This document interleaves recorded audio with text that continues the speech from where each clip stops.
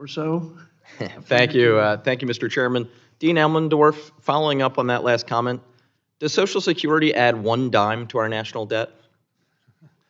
So thank you, Congressman Boyle, former Dean Elmendorf, thankfully. Former dean of my alma mater, the Kennedy School, and former CBO director. So I think you have a great perspective to answer that question. The government deficit arises from the gap between spending and revenues, and the debt is the accumulation of deficits. And so saying that debt is the fault of either revenues or spending alone isn't right. It's the gap that matters. For Social Security in particular, Social Security has been building up reserves since the early 1980s agreement between President Reagan, Speaker O'Neill, and members of the Congress. It's been building up reserves in order to pay benefits as the baby boom generation moved into retirement. Social Security has accumulated holdings of government debt, trillions of dollars of those holdings. Now, those won't last forever. The trust fund will, in fact, run out under current law at some point in the 2030s. But at the moment, Social Security has been contributing on the positive side to government finances. In fact, if it weren't for those reserves, actually, the size of the deficit would be larger over the last several decades, correct? For a number of years, the revenues brought in through Social Security exceeded the benefit payments. The debt, hope you understand, I know you do, I hope others do, is complicated. The Social Security Fund holds government debt that is subject to limit. So the debt limit you vote on actually includes those holdings. But most economists look at the debt that's held outside of the government itself. And that publicly held debt is a smaller number, although still quite large, than the one that I graphed.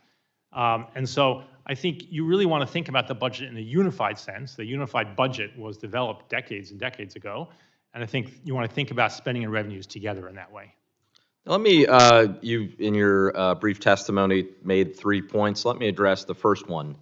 If you can expand, you said, and I think I'm roughly quoting you here, no, we are not currently in a fiscal crisis. Can you please, before we talk about long-term, can you expand on that point? A fiscal crisis is when investors are unwilling to hold countries' national securities except at exorbitant interest rates.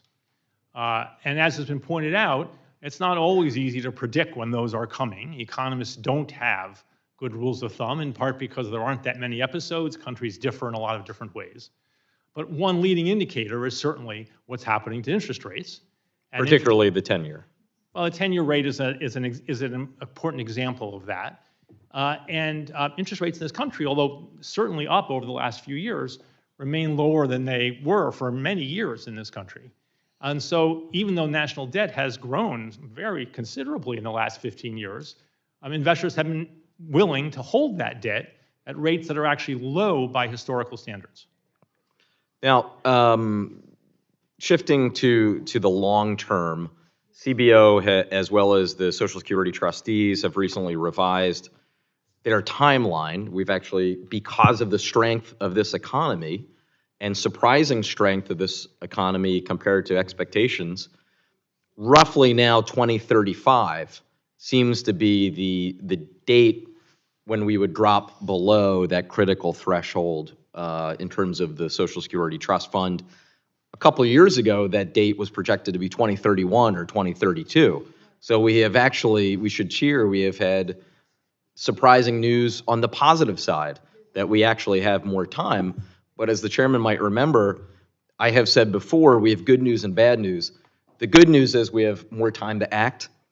The bad news is we have more time to act because I know the way human nature is, and I know the way members of Congress tend to respond to deadlines. If we don't act in some way, and we get into, say, 2030, 2031, what are some of the options then that would be at our disposal? Well, a very important advantage if you're acting sooner is to keep more options on the table. And the more you wait until the last minute, be that the last minute that the trust funds have money or the last minute before a fiscal crisis, the more limited your options will be. And the worse the outcome is likely to be for the country. In particular, if you wait, then it's very hard to change benefits because people are already collecting them and they've retired presuming they will receive certain benefits. I think this was part of why Congressman Ryan, when I worked with him when he was a ranking member and then chair of this committee, worried about trying to change policies early so you could in fact set policy changes in motion that people could then respond to. And this was exactly, in fact, what Ronald Reagan and Tip O'Neill did in the early 1980s, was to make changes in Social Security that stretched out over decades so people could respond to that. If you wait to the last minute, it's very hard to make those changes without throwing people off of their plans. Well, finally, let me ask you. CBO has recently projected the extension of the Trump TCJA tax cuts would add about 4.6. The gentleman's time is no. Would add about $4.6 trillion to our national debt. Is that? Well, I know you're no longer the head of CBO. Do you agree with that projection? I mean, I don't do the numbers on my own. I didn't when I was director, but that sounds to me right. I think that would be digging a much deeper hole, unless there were offsetting changes to other provisions of the tax code or to spending programs. Thank you. I yield back.